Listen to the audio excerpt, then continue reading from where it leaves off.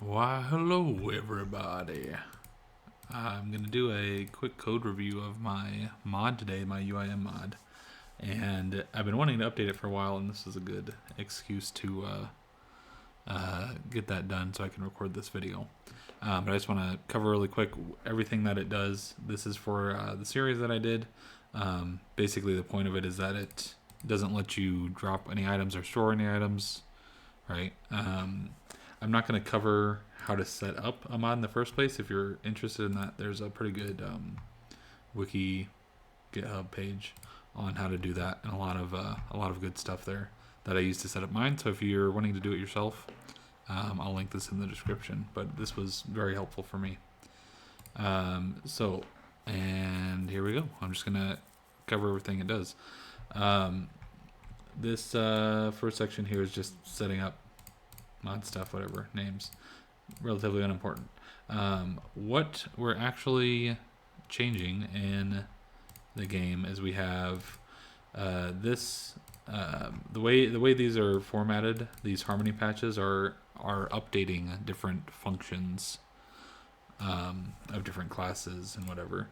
And so what's happening is it's this. This is the class, which is humanoid, and then the function it's doing, which is drop item. So I'm modifying that, and then you can do prefixes or postfixes. And prefix means before it actually runs this function, it's gonna run my bit of code first. So for this first one, I'm modifying the drop item function, and what I'm doing is removing the item from the inventory. So this is if you control click on an item specifically, this will, instead of dropping it, it'll just remove the item from the inventory as opposed to dropping it on the ground. And that's all that does. There's a lot of variations of dropping and moving items around, which are covered in here in different ways, but that's all that one does.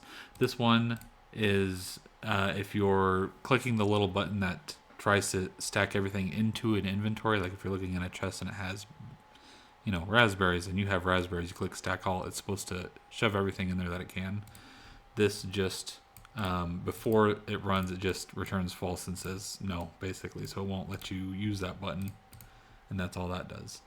On drop outside, this is specifically if you're clicking an item in your inventory and you drag it outside of your inventory and click to drop it. Normally that would also drop it out of your inventory, like if you control click on it.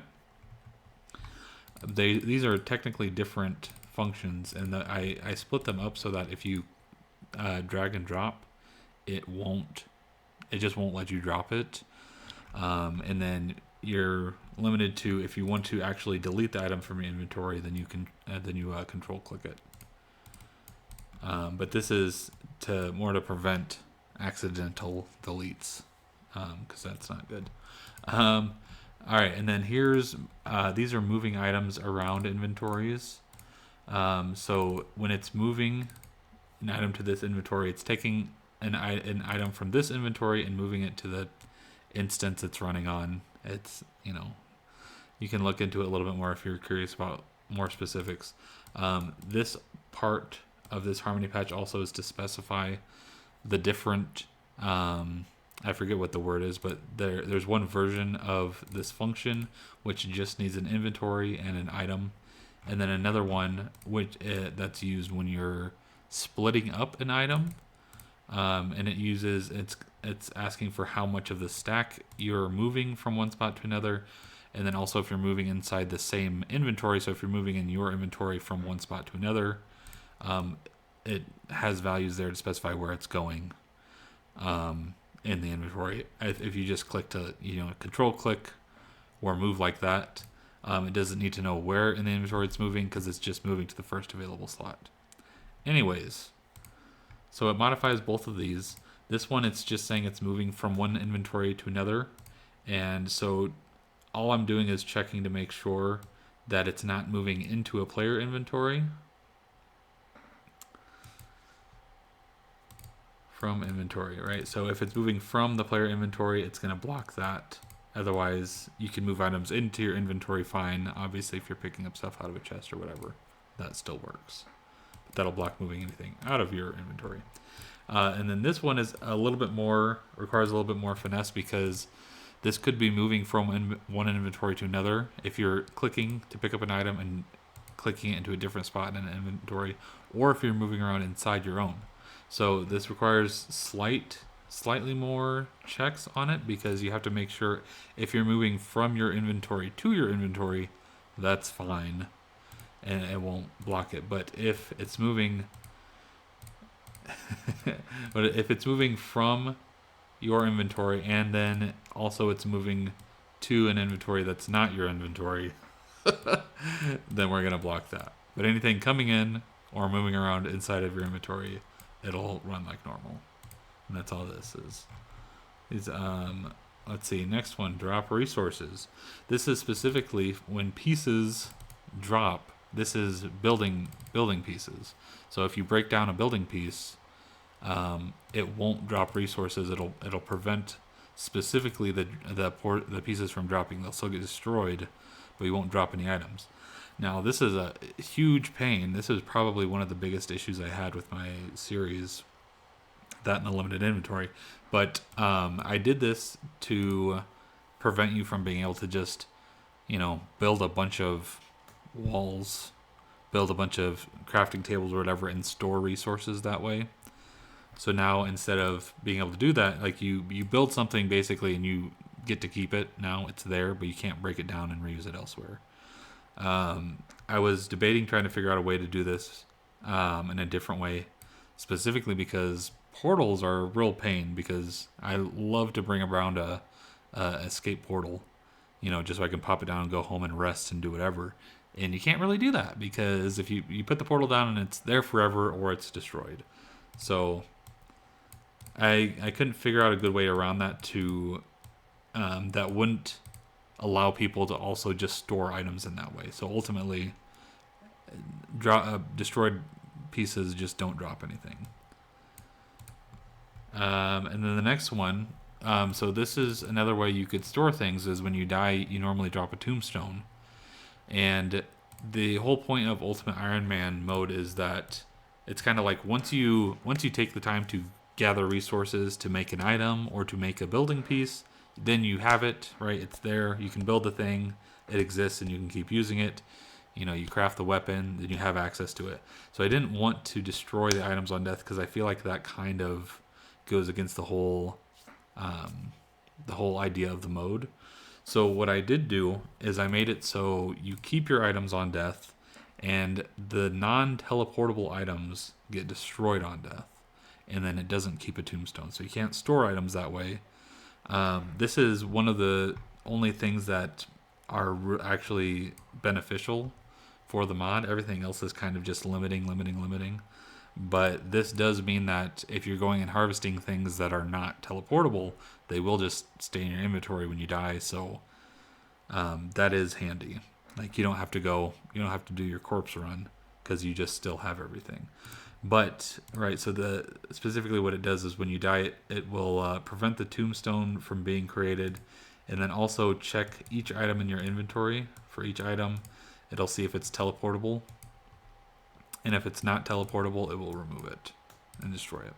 And this has also screwed me over a couple times, like in the Ashlands, trying to, gather some flame metal and then dying before you can make it back. It's just destroyed. You can't go pick it up.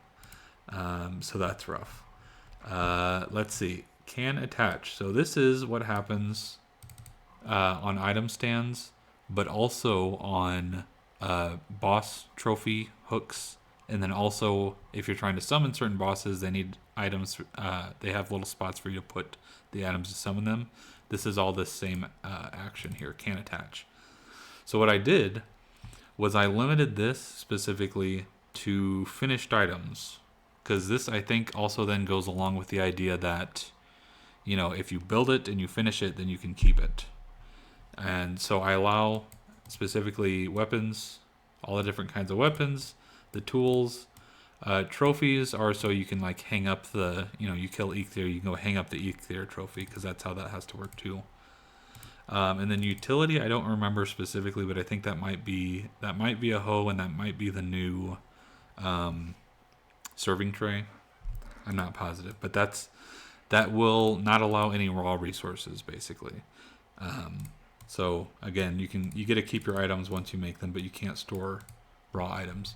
And then I also even then had to specify specific items to summon bosses. So that's for Dragon Eggs for Motor, the totems for Yagluth, and the bell for Fader. However the heck you want to say that. So that's everything that's allowed. No raw resources. And then last thing here, this is the main thing I added. I did have to add the bell. I did not have that in here originally. Had to update that. But this is the last thing to go with the Bog Witch update.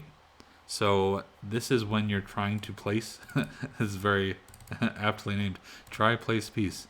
So when you're trying to put something down, and this is either with building or with using the serving tray, specifically what I do now, so that what I changed about this is normally you can place down food and mead and feasts, and since you have to place down feasts and it's kind of like a completed item, I do still allow feasts to be placed down, but what it will check for is to make sure it's not food or mead, because that feels like another thing where it's like you can go gather a bunch of food, gather a bunch of meats, and then just place them down and have access to them and store them. So if it's food or meat, it won't let you place it down. Feast you still can. So feast you can still, if you want to take the time to make, to put together all the resources to make a feast, you can place the feast and use it. And that might be a good strategy for some things. But yeah, it won't let you do that with food and meat. And that's about it. But yeah, if you liked this, like it. Leave a comment if you're interested in this kind of stuff. Let me know.